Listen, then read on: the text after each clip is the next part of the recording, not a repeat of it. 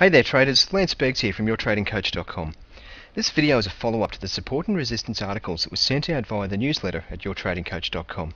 I received a few emails from readers who observed that the support and resistance articles didn't address breakouts, so they wanted to know, do I actually trade breakouts? And if so, how do I trade them?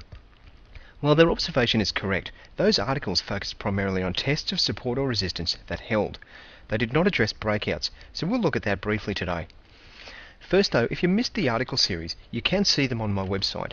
Just come over to the left-hand main menu and click on Articles. On the next screen, click Technical Analysis. And that should bring you to this page here, which lists all the technical analysis articles, or the first of a couple of pages. And you'll find there support and resistance articles 1 through to 4. So check them out. I hope you enjoy them. The feedback so far has been excellent. But let's get back to the questions. Do I trade breakouts? And if so, how do I trade them? Well, the answer is that no, I don't trade breakouts, at least not in the way that the majority advise breakouts should be taken. So why is that? One of the fundamental principles of my trading methodology is to find low risk, high probability setups. The standard method of trading a breakout does not provide for low risk, and it does not provide for high probability setup. Let's look at an example to see what I mean. We have here, for example, an area of resistance. Price comes up to that area of resistance and pauses, and then channels down below. Now, most people will suggest that when price finally breaks through this area here, that we enter here in this vicinity of the breakout with a stop loss down here somewhere just below the low of the area of congestion. For me, this is not low risk. The distance from the entry here down to the stop loss here is just too great. Yes, I know you can reduce that position size accordingly to get the same dollar or percentage of equity risk, but that's just not my style. And for me, this is not high probability either. Okay, in this situation, in this exact trade, there may be sufficient order flow in this area here to propel the price skywards and to make this trade a winner. That's great, but the statistics show a significant number of breakouts fail and will turn around, tracking back down that way and stopping you out for a loss. So it doesn't matter if it's a breakout of an area of congestion, as we just saw here, or something else, for example, a symmetrical triangle pattern. Entering here, stop loss down here. Regardless of the pattern forming the breakout, in my opinion, it's just not low risk or high probability. Now, that doesn't mean you shouldn't trade breakouts if it's something you really relate to. Many traders trade breakouts and do very well, typically because the profits they make when they do win are proportionally much larger than the losses. So you'll see here, the average win much greater than the average loss. Okay, that's all well and good, but it does come at the cost of a lower winning percentage, and that's the part that just doesn't work for me. It may work for you. So how do I trade these areas? Well, the support and resistance article series handled the case where support and resistance held. So for example, resistance, again to stick with the same example, price comes up, tests that resistance area and falls. And we're aiming to trade short anywhere as close as we can to that support and resistance area, with the stop loss nice and tight just up above here. But what about when it breaks, when this area doesn't hold? How do I trade that?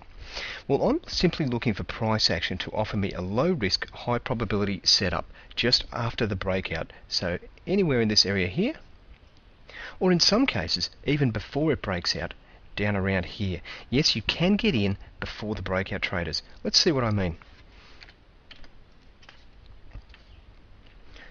After the breakout, I'm simply looking for the first retracement which offers a low risk, high probability entry with the stop loss tied up below the low of the retracement lows. So let's have a look at that example. Stick with the same example. Resistance here. Price comes up to the resistance area, maybe a couple of tests, before finally breaking out.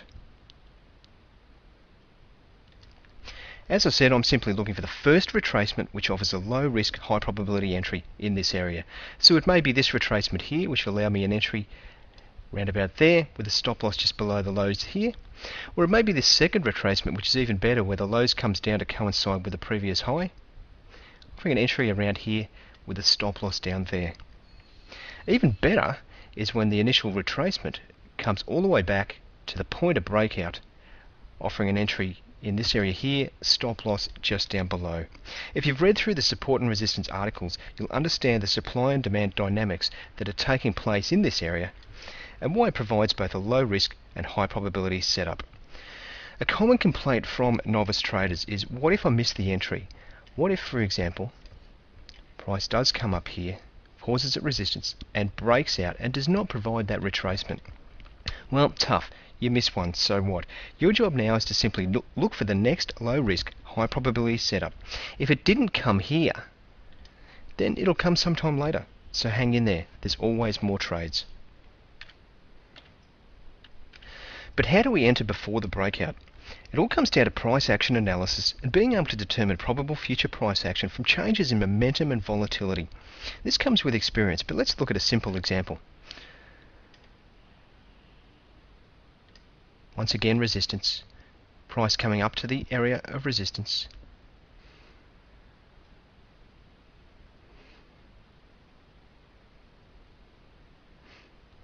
Before a breakout long. In this example here, it shows increasing momentum on the upswings, there and there, weakening momentum on the downswings.